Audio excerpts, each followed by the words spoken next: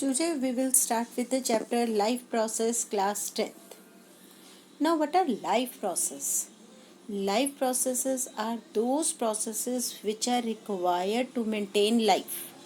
For example, digestion, transportation, excretion, circulation, etc. that perform the maintenance job. Basically, this maintenance job is important, that perform maintenance job of the body are called life process. Now, different life process are digestion, respiration, excretion, transportation, etc. Now comes why unicellular organism do not need a system for conducting various life process. Unicellular organism means those organisms which are made up of only one cell. If they are made up of only one cell, that means it is not necessary. It is necessary that they do not have any digestive system, excretory system. So, how they conduct their life processes? So, as they are unicellular organism, so their entire body is in contact with the environment. So, simply by diffusion, they excrete their waste product, or they take oxygen, excrete carbon dioxide, etc. So, we can say that entire body is in contact with the environment. So, simply by diffusion, they maintain their life process. Now come nutrition. What is nutrition? First process in this life process, we will study about nutrition. हमने बचपन में भी 6th 7th में भी पढ़ा है what is nutrition. Now this is expand version of nutrition. ठीक है, तो what is nutrition? It is a process of intake and utilization. Process of intake and utilization of nutrients. तो nutrition contains कि पहले nutrients low and then these nutrients are utilized by the body of organism. The whole process is called nutrition. Nutrition are of two types, autotrophic nutrition and heterotrophic nutrition. Auto means self. So, it is a type of nutrition in which green plants prepare their own food with the help of process called photosynthesis. Now, holozoic nutrition. Heterotrophic nutrition. Heterotrophic nutrition is a type of nutrition in which organism depends on other plants and animals for their food. Means कि वो अपना खाना खुद नहीं बना सकते, तो उन्हें दूसरे प्लांट्स और एनिमल्स पर डिपेंडेंट रहना पड़ता है. Now there are three types of heterotrophic nutrition: holozoic, saprophytic and parasitic.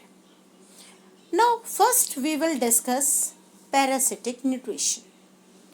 आपने पढ़ा ही है कि what are parasites, जो लिविंग होस्ट पे रहते हैं. वो लिविंग होस्ट पे क्यों रहते हैं? बिकॉज वो लिविंग होस्ट से अपना खाना लेते हैं. तो parasitic nutrition is a type of nutrition in which organism derive its food from living host. For example, lice, ticks, anopheles, mosquito. These are parasitic organism. These are parasites. And if question exam में पूछा जाता है name one plant parasite, then it is cuscuta. Cuscuta is a plant जो दूसरे plants के ऊपर रह के अपने लिए न्यूट्रिशन डिराइव करता है. The second type of nutrition is saprophytic nutrition. Saprophytic nutrition क्या होता है? In this organism feed on dead and decaying organic matter. Dead and decaying, जैसे फंजाई है. ठीक है, फंजाई कहाँ रहती है? जहाँ डेड और डिकेइंग ऑर्गेनिक, जहाँ सड़े गले प्लांट्स एनिमल्स होते हैं, वहाँ से वो अपना खाना डिराइव करती है. तो this type of nutrition is known as saprophytic nutrition. Now third most important nutrition is holozoic nutrition. Holozoic nutrition. Holozoic nutrition means feeding on solid food. Solid means solid liquid, gas वाला solid नहीं. Solid means complex food. तो those organism who feed on complex food.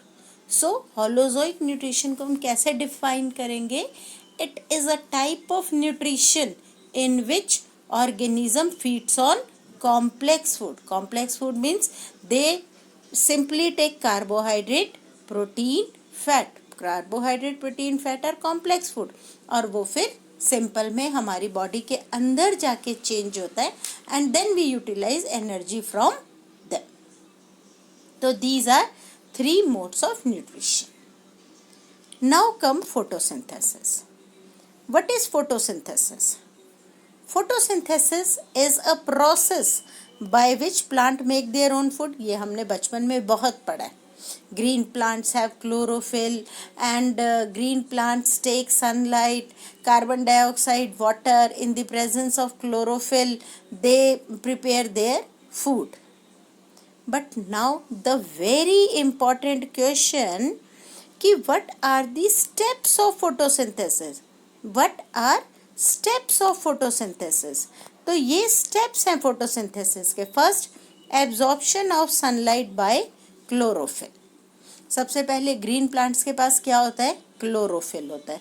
तो ये जो green colour pigment है chlorophyll, ये sunlight absorb करता है. This is first step. Second step is now वो इस सनलाइट को, सोलर एनर्जी को किस में चेंज करता है? केमिकल एनर्जी में. तो second step is conversion of solar energy into chemical energy. Now third is photolysis of water. Photolysis of water मतलब जब हम पेड़ों को पानी देते हैं, पौधों को पानी देते हैं, तो वो जो वाटर होता है it changes into H2 and O2 and इस ब्रेकिंग ऑफ H2O को कहते हैं photolysis of water. And then reduction of carbon dioxide into carbohydrates. तो फोर्थ स्टेप इज कि कार्बन डाइऑक्साइड कार्बोहाइड्रेट में चेंज हो जाता है. तो हम इसे कैसे करेंगे कि फर्स्ट क्लोरोफिल ने सनलाइट एब्जॉर्ब की, केमिकल एनर्जी में चेंज की, वाटर H2O2 में टूटा और कार्बन डाइऑक्साइड कार्बोहाइड्रेट में रिड्यूस हो गए.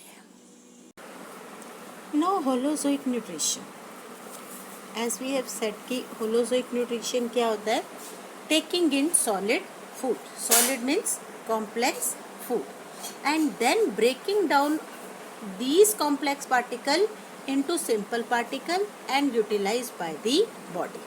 For example, human feed on complex food. So the mode of nutrition of human is holozoic nutrition. Now come what are steps of holozoic nutrition. So first step is ingestion, as its name indicates, taking in food.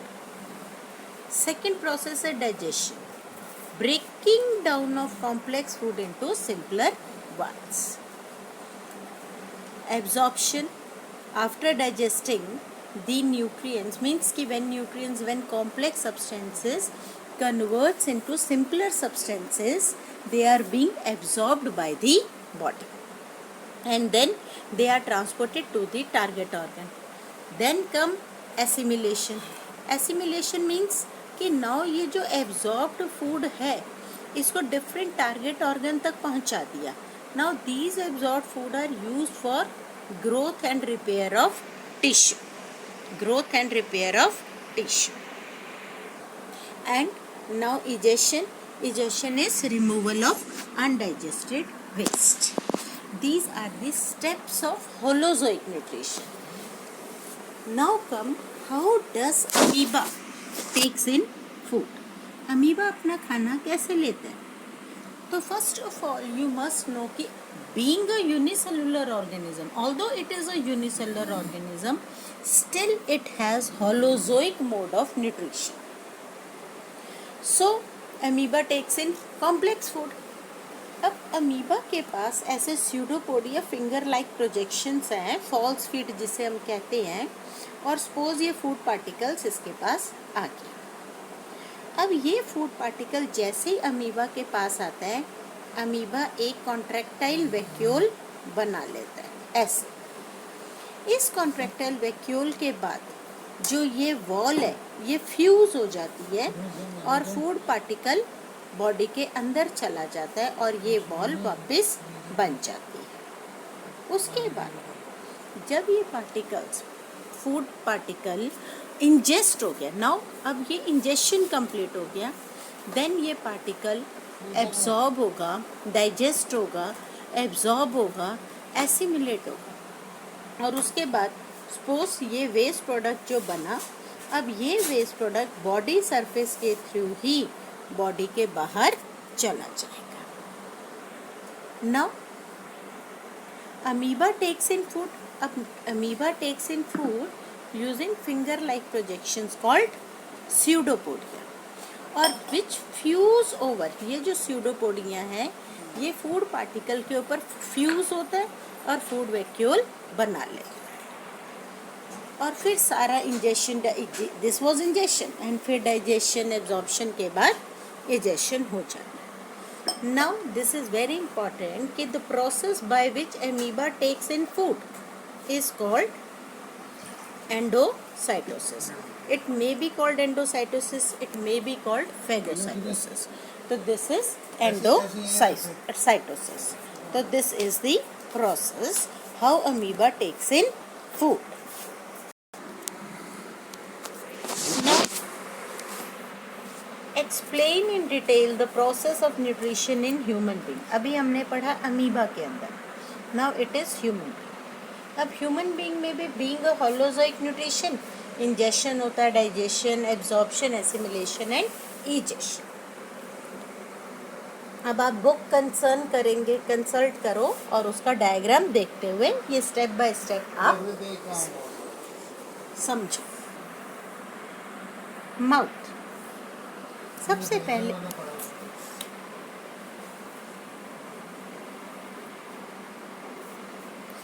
पहले आता है mouth. Mouth में क्या होता है? सबसे पहले हम खाना कहाँ से लेते हैं? माउथ से। This is injection. तो in mouth there are 3 part, teeth, tongue and salivary gland. Now आपको पता है teeth, canines, incisors, molars, premolars, they help in crushing, grinding and chewing of food. Tongue help to taste the food because tongue has taste buds. सार test देता है, sweet, bitter, salty, तो ये taste buds होती है टंग के ऊपर जो टेस्ट का पता लगाते हैं। And second function of tongue is it helps in swallowing of food, खाना अंदर ले जाते हैं। जो च्यूड फूड होता है, ग्राइंड फूड होता है, उसे इसोफेगस में टंग की हेल्प से ही डाला जाता है।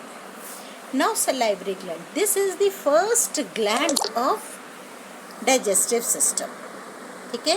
तो salivary glands जो होते हैं वो क्या secrete करते हैं? saliva। तो first gland salivary gland and salivary gland secrete saliva.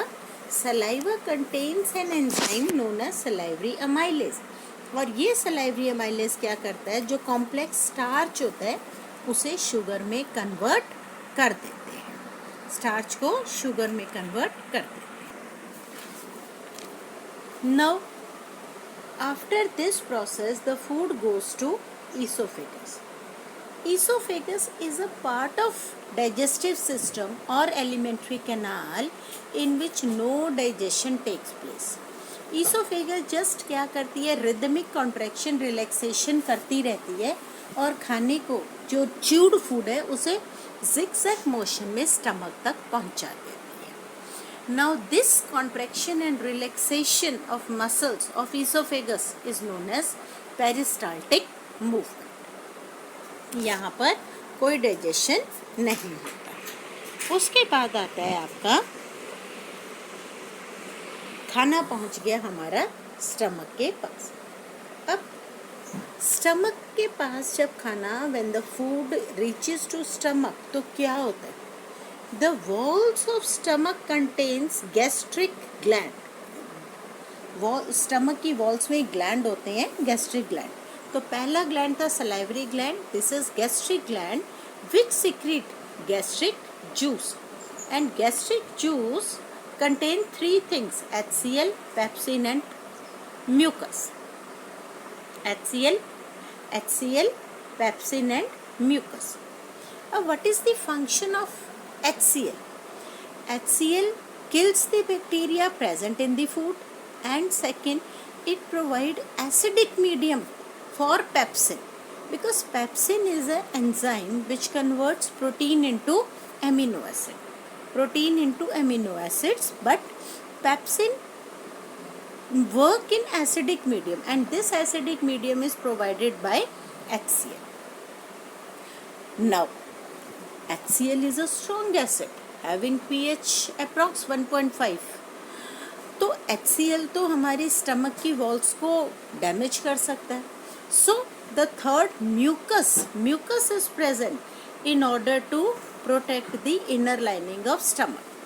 तो इसमें किसी का भी क्वेश्चन पूछ सकते हैं कि what is the function of HCl या सिग्निफिकेंस ऑफ पेप्सिन और mucus.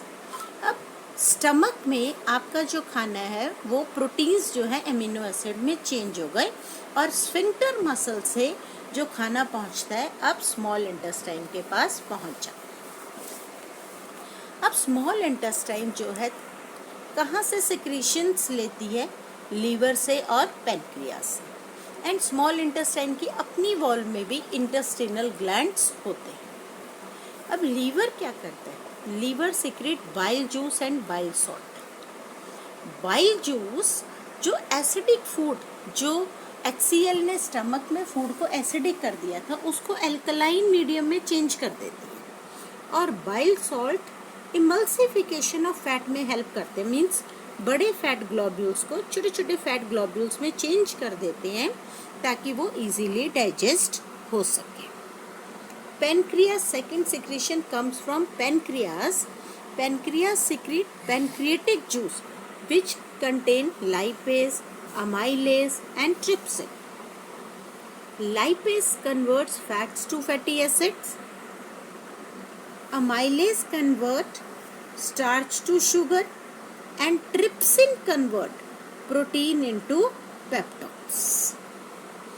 And then after the digestion is over, now digestion is totally over in small intestine, and small intestine से अब जो undigested food है वो पहुंचा हमारा large intestine. Now question arises, what is the site for complete digestion of food? This is small intestine. Large intestine is जो undigested food है उसे बॉडी से बाहर ले जाने में हेल्प करती है. बट क्वेश्चन अराइजेस कि name the part of alimentary canal which help in absorption of water. तो this is large intestine. Large intestine जो है वहाँ पे वाटर का एब्जॉर्प्शन होता है. Then undigested food reaches to rectum, anus and now comes out of the body. This is how digestion of food completed in body. अब small intestine में अब हमारा डाइजेशन हमने कहा कि स्मॉल इंटेस्टाइन में कंप्लीट होता है. अब नेक्स्ट प्रोसेस आता है होलोजोइक न्यूट्रिशन का एब्जॉर्प्शन. एब्जॉर्प्शन कैसे होगा? इजेशन तो लार्ज इंटेस्टाइन से हो गया, तो जो स्मॉल इंटेस्टाइन में छोटे छोटे जो पार्टिकल्स सिंपल पार्टिकल्स में चेंज हो गया हमारा कॉम्प्लेक्स फूड, वो कैसे एब्जॉर्ब हुआ? The walls of small intestine, जैसे suppose this is small intestine, and walls of small intestine contain this black hair like projections called villi, and each villi is connected with blood capillaries. तो जब small intestine के अंदर absorbed nutrients होते हैं, जो converted nutrients होते हैं, वो ये जो विलाई है, फिंगर लाइक प्रोजेक्शंस हैं, ये एब्जॉर्ब कर लेती हैं और ब्लड कैपिलरीज को दे देती हैं. अब ब्लड कैपिलरीज क्या करती हैं? उस खाने को एसिमिलेट कर देती हैं, टारगेट ऑर्गन तक पहुंचा. Now come large intestine. Large intestine में क्या होता है? वही अनडाइजेस्टेड फूड जो है वो कहाँ जाता है? बॉडी के बाहर जाता है. नाउ वेरी इंपॉर्टेंट क्वेश्चन, जो ये बॉडी के बाहर जाता है ये किस मसल से रेगुलेट होता है? Anal sphincters.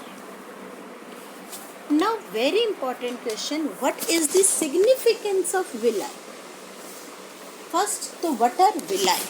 Villi are the finger-like projections present in the small intestine. So, what is the significance of villi? Villi, एक तो increase surface area. Villi increase surface area for the absorption of nutrients. Nutrients की absorption के लिए surface area increase कर देते हैं. Because they are richly supplied with blood capillaries. These are blood capillaries. These red are blood capillaries and black are villi. And this is small intestine.